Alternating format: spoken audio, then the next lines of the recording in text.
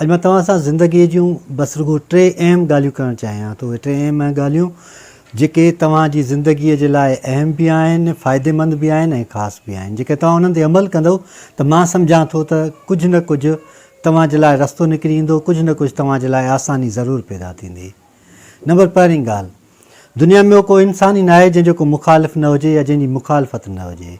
रोज़ानो असां जंहिं बि कमुकार में वञूं था, कंहिं बि धंधेदारीअ में या को बि कारोबार कयूं था, को न को असांजो मुखालिफ़ ज़रूरु निकिरी ईंदो आहे।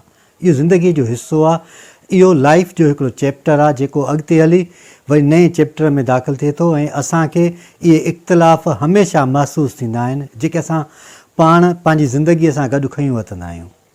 तव्हां ॾिठो हूंदो त जेके इख़्तिलाफ़ हूंदा आहिनि उहे त हलनि था पिया, पर तव्हां हिकिड़ी शइ हमेशह यादि रखी छॾियो, कहिड़ी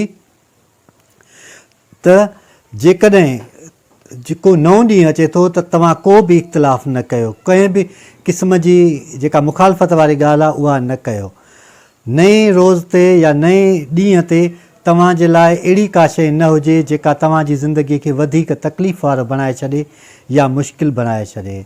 इहा आहे पहिरीं ॻाल्हि। पहिरीं ॻाल्हि कहिड़ी त तव्हां कोशिशि करे पंहिंजा जेके इख़्तिलाफ़ आहिनि उहे ख़तमु करे ऐं ॿी को बि नओं इख़्तिलाफ़ शुरू न कयो, पैदा न कयो। नंबर ॿी ॻाल्हि, लेज़ीनेस।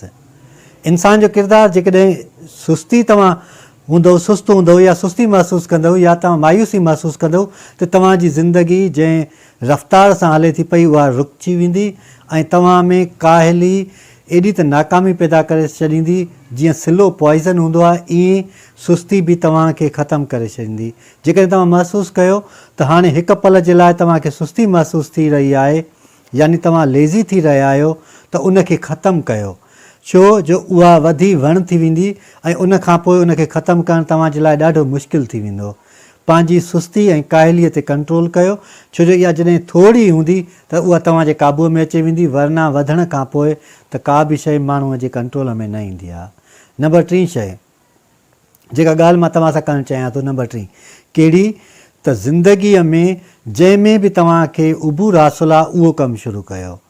जेकॾहिं तव्हां को बि कमु कयो था त उनखे पीक ताईं खणी वञो, उनखे आख़िर ताईं खणी वञो, उनखे अंजाम ताईं पहुचायो, पर विच में को ॿियो कमु शुरू न कयो। जेकॾहिं तव्हां महसूसु था कयो त हीउ कमु आउं करे सघां थो, हीउ ख्वाबु आउं पूरो करे सघां थो, पोइ उन ख्वाब खे ई अॻिते वधायो, उन शइ खे तव्हां अॻिते पंहिंजे राह अमल में आणियो, पंहिंजी ज़िंदगीअ में आणो, पंहिंजे तर्ज़ ज़िंदगीअ में उनखे शामिलु कयो।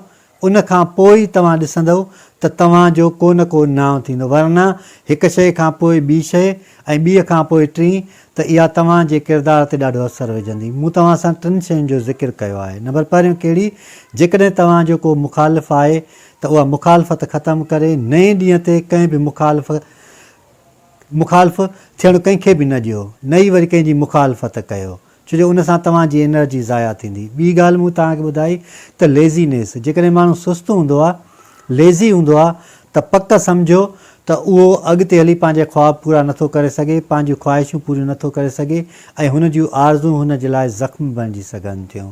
ऐं आख़िरी ॻाल्हि जेका मूं तव्हांखे कई उहा इहा आहे त ज़िंदगीअ में जेको बि कमु कयो उनखे आख़िर ताईं या पीक ताईं, अंजाम ताईं पहुचायो, पोइ उन में ई तव्हांजो नाव थींदो ऐं उन में ई तव्हांजो किरदारु बहितरु थींदो ऐं तारीख़ में तव्हां पंहिंजो हिसो ॻंढे सघो था। अलाह साईं असां सभिनी खे सिधो रस्तो ॾेखारे ऐं सिधे रस्ते ते हलण जी तौफ़ीक़ अता फ़रमाए।